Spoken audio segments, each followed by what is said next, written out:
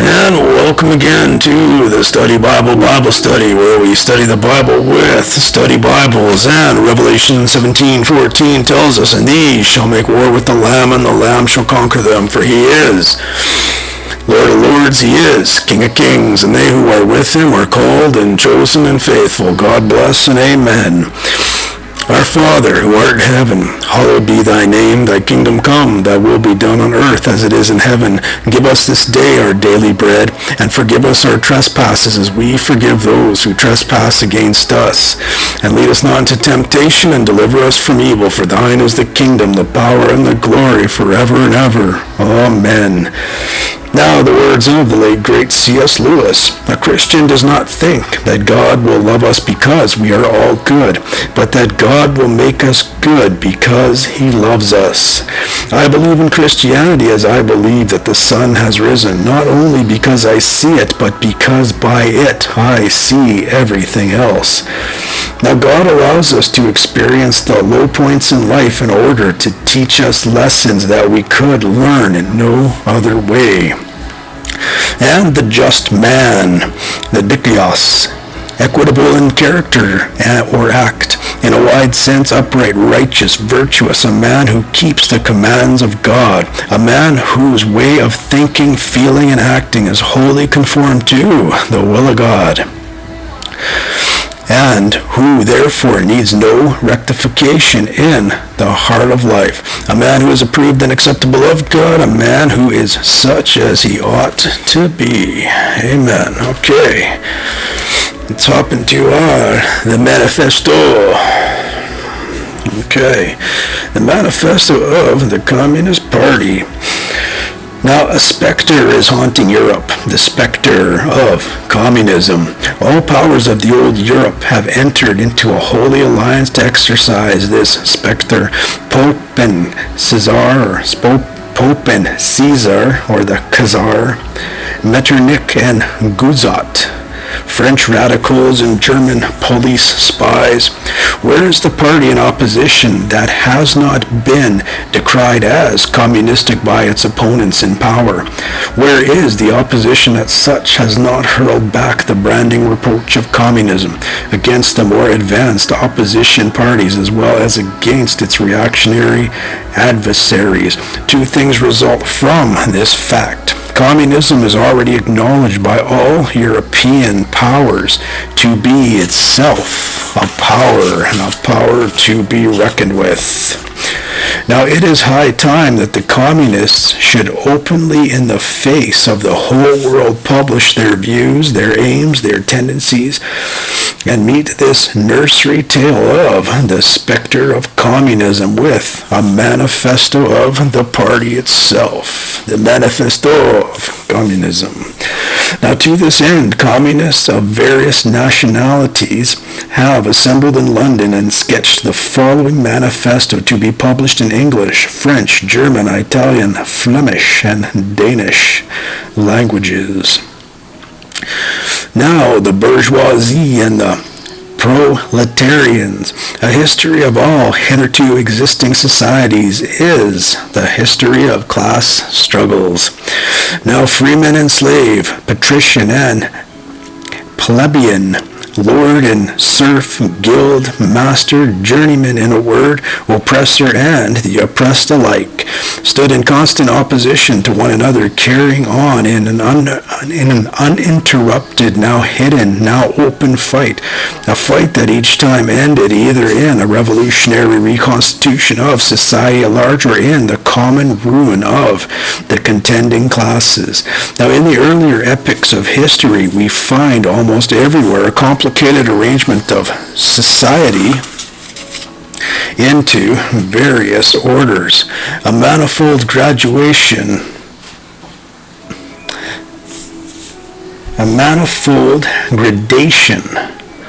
of social rank.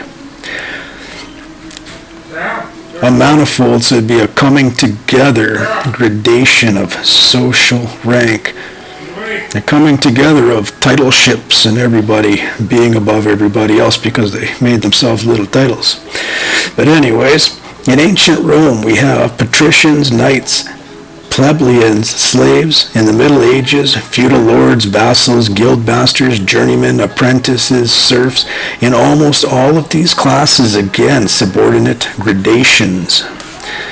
Now, modern bourgeoisie society has sprouted from the ruins of feudal society and has not done away with class antagonisms.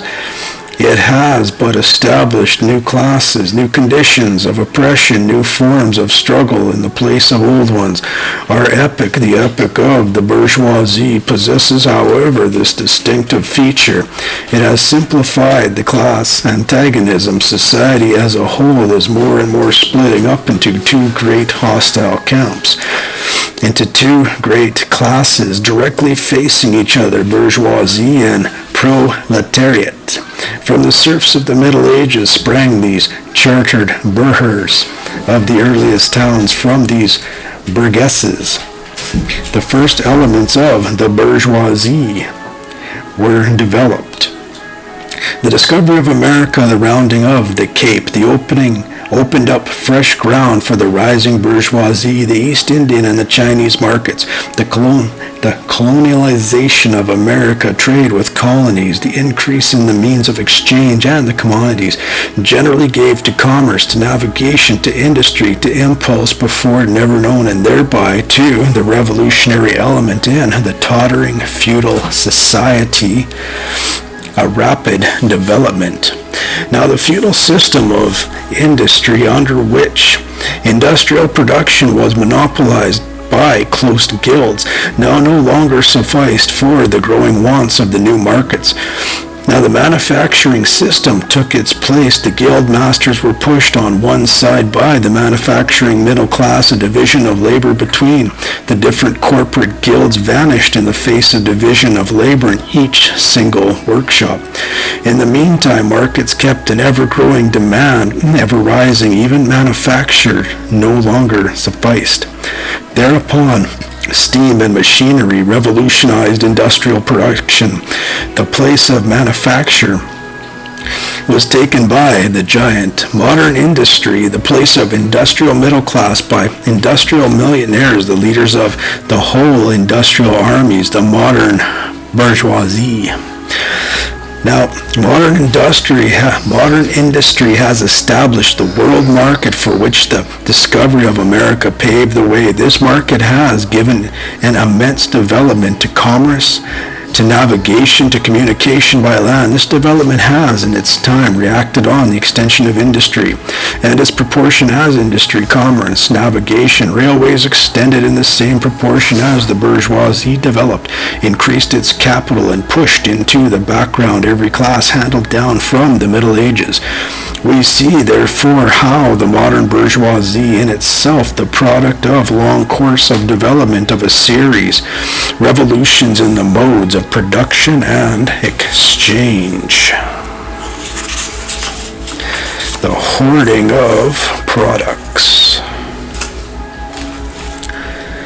Now, each step in the development of the bourgeoisie was accompanied by a corresponding political advance of that class, an oppressed class under the sway of feudal nobility, an armed and self-governing association in the medieval commune, here independent urban republic as in Italy and Germany, their taxable third estate of the monarchy as in France, afterwards in the period of manufacture proper, serving either the semi-feudal or the absolute monarchy as a counterpoise. Again, the nobility and, in fact, cornerstone of the great monarchies in general, the bourgeoisie had at last, since the establishment of modern industry and the world market, conquered for itself in the modern representative state exclusive political sway. The executive of the modern state is but a committee for managing the common affairs of the whole bourgeoisie. The executive of the modern state is but a committee for the managing of the common affairs of the whole bourgeoisie. Now, the bourgeoisie historically has played a most revolutionary part. The bourgeoisie, wherever it has gotten the upper hand, has put an end to all feudal, patriarchal, idyllic relations. It has pitilessly torn asunder the motley feudal ties that bound man to his natural superiors, and has left remaining no other nexus between man and man than naked self-interest and than callous cash payment. And it has drowned the most heavenly ecstasies of religious fervor or of chivalrous enthusiasm, of Philistine sentimentalism in an icy water of egotistical calculation. It has resolved personal worth into exchange value, and its place of the numberless and indefeasible chartered freedoms has set up that single unconscionable freedom, free trade, in one word, for exploitation veiled by religious and political illusions, naked, shameless, direct, brutal exploitation. Now the bourgeoisie had stripped of its halo every occupation hitherto honored and looked up to with reverent awe. It has converted the physician, the lawyer, the priest, the poet, the man of science into its paid wage laborers. Now the bourgeoisie had torn away from the family its sentimental veil. It had reduced the family relation to a mere money relation. Now the bourgeoisie had disclosed how it came to pass that the brutal display of vigor in the Middle Ages, which reactionists so much admire, found its fitting complement in the most slothful indolence. It has been the first to show what man's activity can bring about.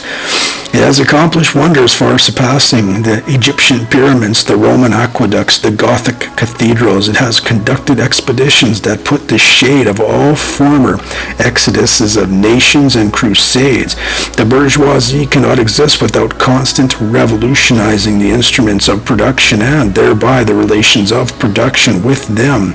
The whole relations of society, conservation of the old modes of production in an unaltered form was, on the contrary, the first condition of existence for all earlier industrial classes.